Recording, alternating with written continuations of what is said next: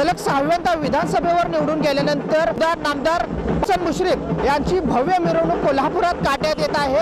त्या मिरवणुकीची तयारी आपल्याला या पाठीमागे करण्यात आल्याचे आपल्याला इथं पाहायला मिळते। तुम्ही बघू शकताय की या ठिकाणी मोठ्या प्रमाणावर मुश्रीफांचे कार्यकर्ते, महायुतीचे कार्यकर्ते आपल्याला इथं जमलेले पाहायला मिळत आहेत। मुश्रीफ हे सलग 6व्यांदा विधानसभेवर गेलेत, तर त्यानंतर सलग आमदार पदाची हॅट्रिक करत प्रकाश आंबेडकर हे 3ऱ्यांदा विधानसभेवर गेलेले आहेत। दोघांनाही दोघांची कॅबिनेट मंत्रीपदी वर्णी लागलेली आहे। असा एकंदरीत त्यांचा स्वागताची तयारी या ठिकाणी आपल्याला केली गेल्याचं आपल्याला इथं पाहायला मिळते। तुम्ही बघू शकता ही तारार आणि पुतळा परिसरातील दृश्य आहे।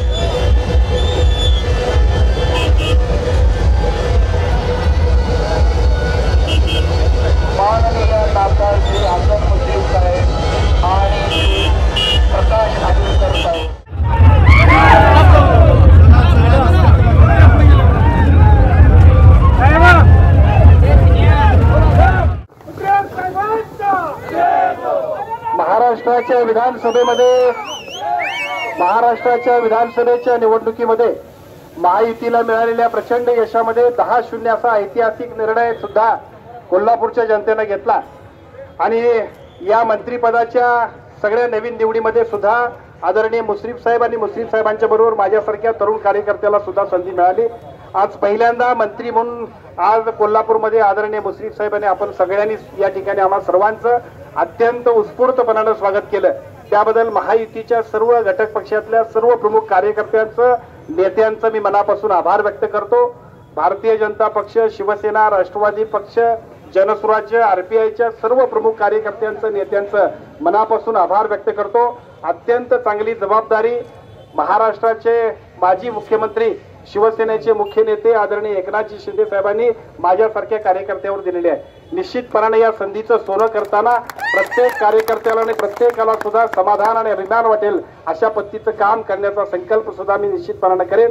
आजच्या या उत्स्फूर्त स्वागताबद्दल तमाम सगळ्या कोल्हापूरवासियांचे मी मनापासून आभार व्यक्त करतो आणि जेवढं उत्स्फूर्त आपण सगळ्यांनी स्वागत केलंय तेवढंच ताकदीचं आणि शक्तीचं काम सुद्धा या मतदारसंघात नव्हे तर आता महाराष्ट्रात करण्यासाठी आपण सगळ्यांनी आशीर्वाद द्यावा अशी विनंती करतो आणि थांबतो। जय हिंद, जय महाराष्ट्र।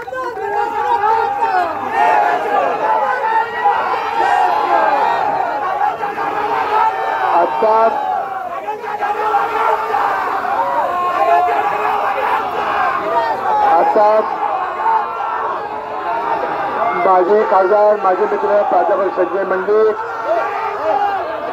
कोल्हापूर जिल्ह्यात त्यांना कॅबिनेट मंत्रीपदी म्हणून नव्यानं संधी मिळाली आहे। ते नूतन कॅबिनेट मंत्री राधानगरी बुद्रुकचे आमदार माझे मित्र प्रकाश आंबेडकर या ठिकाणी उपस्थित, आदिल फराज, बाबासाहेब पाटील, रवी माने, भैयासाहेब माने, राजेश, माजी आमदार राजेश पाटील, भारतीय जनता पक्षाचे अध्यक्ष, आरपीआयचे अध्यक्ष, जनसुराज्यचे अध्यक्ष, सर्व घटक पक्षांचे सर्व प्रमुख पदाधिकारी, आपल्या माजी खासदार माने वहिनी आणि सर्व प्रमुख आपले कार्यकर्ते, बंधू भगिनी आणि मित्रांनो, आपला आता सांगितल्याप्रमाणे कोल्हापूर जिल्ह्यामध्ये कधी नाही ते इतक्या प्रचंड भव्य प्रमाणामध्ये कोल्हापूर जिल्ह्याच्या जनतेनं भरभरून मतं या महायुतीला दिली आणि 10च्या 10 जागा या महायुतीच्या प्रचंड मतांनी निवडून आणल्या।